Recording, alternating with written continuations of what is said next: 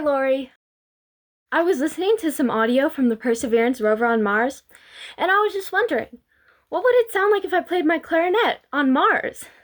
That is a really good question. I have no idea, but I do know somebody that we could call.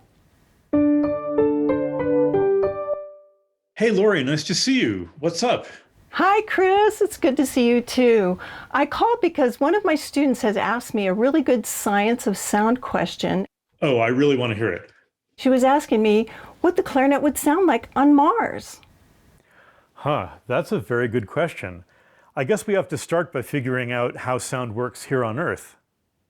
In our last episode, we talked about vibrating strings. This is called a transverse wave. It vibrates at right angles to its travel.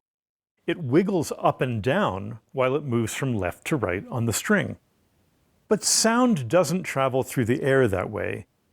It vibrates back and forth in the same direction it's moving, like a spring getting stretched and squeezed. This is called a longitudinal wave. Just like a wave on a string, the note we hear depends on its frequency, how fast it's vibrating.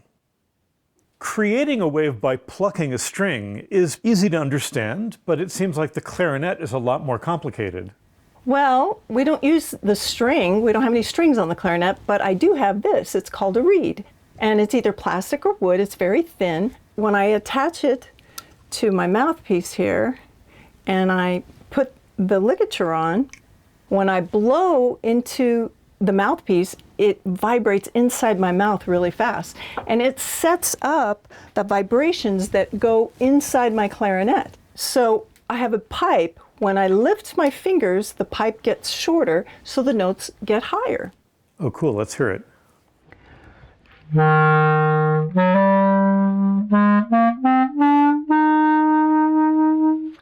As I add fingers, the pipe gets longer and the notes go lower.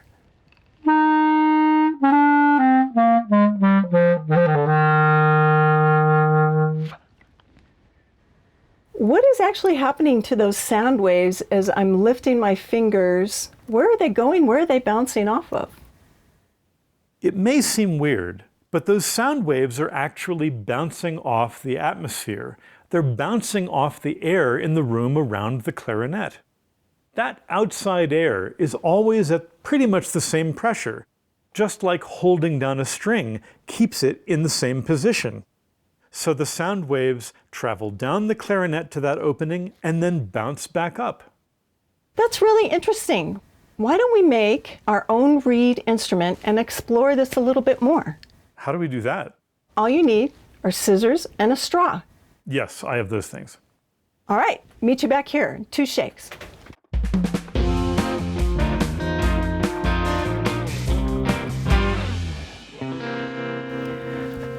Here we are.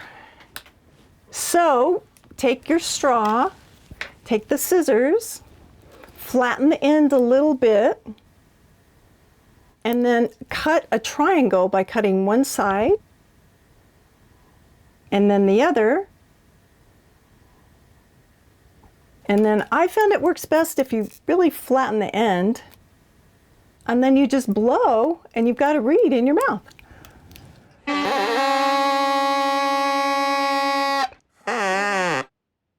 That's great. I'm ready for a party. To get interesting, let's make the pipe shorter.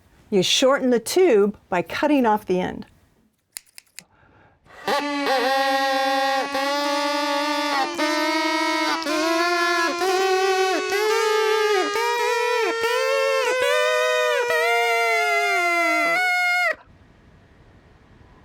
Okay, so now to Victoria's Mars question. The frequency, the tone, it also depends on the speed of sound inside the tube, because that governs how long it takes those waves of sound to bounce back and forth. On the Earth, at sea level, the speed of sound is about 760 miles per hour. But on Mars, the atmosphere is a lot thinner and there's different chemicals and so on. It turns out that the speed of sound on Mars is slower, about 540 miles per hour instead of 760. So that means that it would take a little longer for those sound waves to bounce back and forth, and that would make that vibration slower and create a lower note.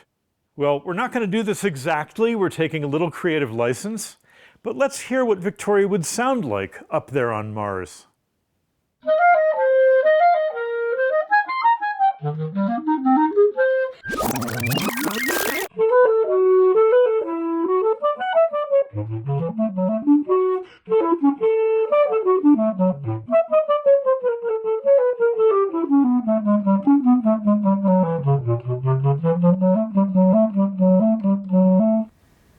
Oh, wow, that was awesome.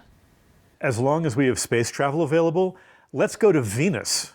So on Venus, we have the opposite situation. The atmosphere there is very dense, and as a result, the speed of sound is even faster than it is on Earth, more than 900 miles an hour. That would cause the waves of sound to bounce back and forth more quickly in the clarinet, producing a higher note. Do you have a student we could send to Venus by any chance? Yes, I do. And I'm sure he'll play a little something for us.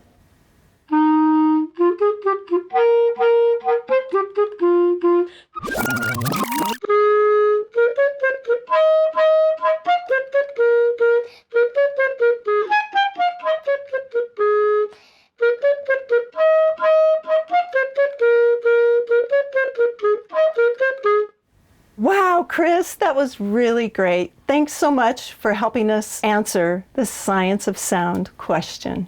It was my pleasure, and thank you for showing me how to make a melodious instrument out of a straw. Hey, is there some piece you can play us as a finale, something to end up with? Actually, I would be delighted. I wrote a little piece not too long ago. I call it Jazz Duo for One.